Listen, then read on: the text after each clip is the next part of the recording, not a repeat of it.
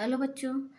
आज हम भूगोल से रिलेटेड क्वेश्चन लेकर आए हैं, लेकिन इसमें जो है ना हम भूमध्य रेखा और अक्षांश रेखा और देशांतर रेखा के बारे में बताने वाले हैं। ठीक है, इससे जो है ना काफ़ी सारे क्वेश्चन बनते हैं और हर एग्ज़ाम में आने की संभावना रहती है। संभावना नहीं रहती बल्कि आते ही हैं क्वेश्चन, मोस्ट इम्पॉर्टेंट क्वेश्चन हैं। ठीक है, तो चलिए देर न करते हुए अपने सेशन को हम स्टार्ट करते हैं। आज का हमारा पहला क्वेश्चन है कि जैसे जैसे हम भूमध्य रेखा के उत्तर या दक्षिण जाते हैं, उसके अक्षांश रेखाओं पर क्या प्रभाव पड़ता है। जैसे कि आप इमेज में देख रहे हैं, ये आपको विषुवत रेखा दिख रहा है जिसको कि हम 0 डिग्री से दर्शाते हैं। इसके ऊपर यानी उत्तर की तरफ जैसे जैसे हम अक्षांश रेखाओं पर जाते हैं और या दक्षिण की तरफ जाते हैं, तो इस पर प्रभाव क्या पड़ता है। जैसे जैसे हम भूमध्य रेखा के उत्तर या दक्षिण जाते हैं, अक्षांश रेखाओं की लंबाई घटती जाती है।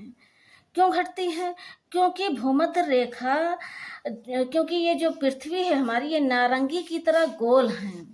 जब नारंगी की तरह गोल है, जब ऐसे से देखिए लाइन जो आपकी दिख रही हैं, ये लाइन जैसे जैसे हम खींचेंगे ना, तो सबसे जो लंबी लाइन है इसको हम भूमध्य रेखा कहते हैं। ठीक है, यानी भूमध्य रेखा की सबसे लंबी अक्षांश रेखा को हम 0 डिग्री से दर्शाते हैं। उसको हम दर्शाते किससे हैं? 0 डिग्री से दर्शाते हैं। और इसकी लंबाई है कितनी? 40,076 किलोमीटर है। कितनी है? 40,076 किलोमीटर। ये देखिए आपको लिखा है, ठीक है, रेड कलर से।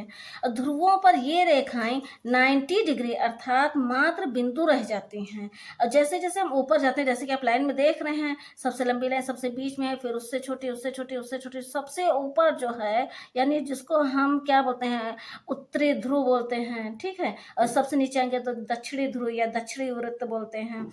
ये 90 डिग्री है अर्थात ही मात्र बिंदु हैं। ठीक है, नेक्स्ट क्वेश्चन है हमारा, उत्तरी अक्षांश रेखा को क्या कहते हैं? उत्तरी अक्षांश रेखा को क्या कहते हैं? उत्तरी अक्षांश रेखा को कर्क रेखा कहते हैं। जैसे कि आपको लाइन में दिख रहा है, ये हमारा विषुवत रेखा है यानी भूमध्य रेखा, इसको 0 डिग्री से हम दर्शाते हैं, सबसे लंबी रेखा है मेरी। उसके बाद में हमारी है कर्क रेखा। कर्क रेखा यह 23.5 डिग्री झुकी हुई है। यह भूमध्य रेखा के समानांतर 23 डिग्री 26 मिनट 22 सेकेंड उत्तर अक्षांश पर खींची गई एक काल्पनिक रेखा है। कैसी रेखा है? काल्पनिक रेखा है।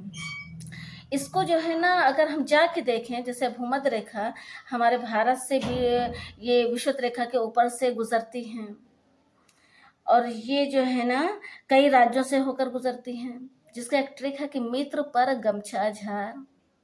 ठीक है, अब यहाँ पर अगर हम सारे देशों का नाम बताएंगे ना तो थोड़ा वीडियो बड़ी हो जाएगी, लेकिन जो है ना आप देख लीजिएगा। ठीक है, नेक्स्ट क्वेश्चन है हमारा, 66.5 डिग्री उत्तरी अक्षांश को क्या कहते हैं? 66.5 डिग्री उत्तरी अक्षांश को आर्कटिक रेखा या आर्कटिक वृत्त कहते हैं। ये जो ऊपर वाला है ना हिस्सा, यानी उत्तर की तरफ वाला, यही है आर्कटिक रेखा या आर्कटिक वृत्त कहते हैं। नेक्स्ट क्वेश्चन है हमारा कि अक्षांशों की कुल संख्या कितनी है? अक्षांशों की कुल संख्या कितनी है? अक्षांशों की कुल संख्या 181 होती है। प्रश्न नंबर 8 है हमारा, यदि 1-1 डिग्री के अंतराल पर अक्षांश रेखा खींची जाए, यदि 1-1 डिग्री के अंतराल पर अक्षांश रेखा खींची जाए तो इनकी संख्या कितनी होगी? तो इनकी संख्या 179 होगी। नेक्स्ट क्वेश्चन है हमारा, उत्तर प्रदेश के कौन से शहर एक ही अक्षांश पर आते हैं? उत्तर प्रदेश के गाजियाबाद और पीलीभीत शहर एक ही अक्षांश पर आते हैं। प्रश्न नंबर 11 है हमारा, यदि 1 डिग्री के अंतराल पर देशांतर रेखा खींची जाए तो इनकी संख्या कितनी होगी? इससे पहले हमने अक्षांश रेखा के बारे में बताया है, अब देशांतर रेखा यदि 1 डिग्री के अंतराल पर यानी इतना गैप दे देकर 1 डिग्री का गैप दे देकर यदि देशांतर रेखा खींची जाए तो इनकी संख्या कितनी होगी? 360 होगी। अक्षांश रेखा वो रेखाएं होती हैं जो नीचे ऐसे लेटी हुई रहती हैं। ठीक है, जैसे कि आप इमेज में देख पा रहे हैं। और देशांतर रेखाएं वो खड़ी हुई रेखाएं रहती हैं। ठीक है, जिसको वर्टिकल बोलते हैं। अक्षांश रेखा को हॉरिजॉन्टल और देशांतर रेखा को वर्टिकल भी बोलते हैं, यानी वो खड़ी रेखाएं रहती हैं। नेक्स्ट क्वेश्चन है हमारा, अक्षांश एवं देशांतर रेखाओं में क्या अंतर है? सभी देशांतर रेखाएं समान होती हैं, सभी देशांतर रेखाएं समान, किंतु अक्षांश रेखाएं असमान होती हैं। आप जैसे इमेज में देख रहे हैं कि सभी जितनी खड़ी रेखाएं हैं वो तो भाई सब समान है ना, क्योंकि एक बिंदु से दूसरे बिंदु पे हमको ले जाके जोड़ देना है। और देशांतर रेखाएं जो है ना, बीच वाली सबसे लंबी होगी, फिर उससे छोटी, उससे छोटी, उससे छोटी, सबसे ऊपर जाके बिल्कुल ही छोटी हो जाएगी। ठीक है, तो सभी देशांतर रेखाएं समान किंतु अक्षांश रेखाएं असमान होती हैं। प्रश्न नंबर 13 है हमारा, पृथ्वी अपने अक्ष पर किस दिशा में परिभ्रमण करती है। नहीं, पृथ्वी जो घूमती है ना, तो किस दिशा में घूमती है, कैसे घूमती है। ये पश्चिम से पूर्व की ओर घूमती हैं, एंटी क्लॉकवाइज घूमती हैं, पश्चिम से पूर्व की ओर घूमती हैं। 24 घंटे में 360 डिग्री घूमती हैं। अब 24 घंटे में यानी एक दिन में पृथ्वी कितने डिग्री घूम जाती है, 360 डिग्री घूम जाती है। ठीक, घूमती हैं। नेक्स्ट क्वेश्चन हमारा, पृथ्वी की घूर्णन गति कितने डिग्री प्रति घंटा है। पृथ्वी की घूर्णन गति कितने डिग्री प्रति घंटा है, 15 डिग्री देशांतर प्रति घंटा है। यह प्रति 4 मिनट में 1 डिग्री घूमती है। मोस्ट इंपॉर्टेंट क्वेश्चन है।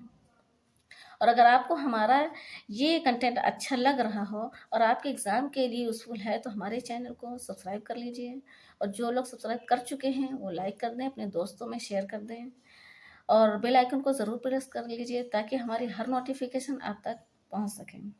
नेक्स्ट क्वेश्चन है हमारा, अरुणाचल प्रदेश से गुजरात तक का विस्तार कितना है। आप इमेज में देख रहे हैं ये अरुणाचल प्रदेश है, ये गुजरात है, यहाँ से यहाँ तक का कितना विस्तार है, 29 डिग्री देशांतरीय विस्तार है। कितना है, 29 डिग्री देशांतरीय विस्तार है।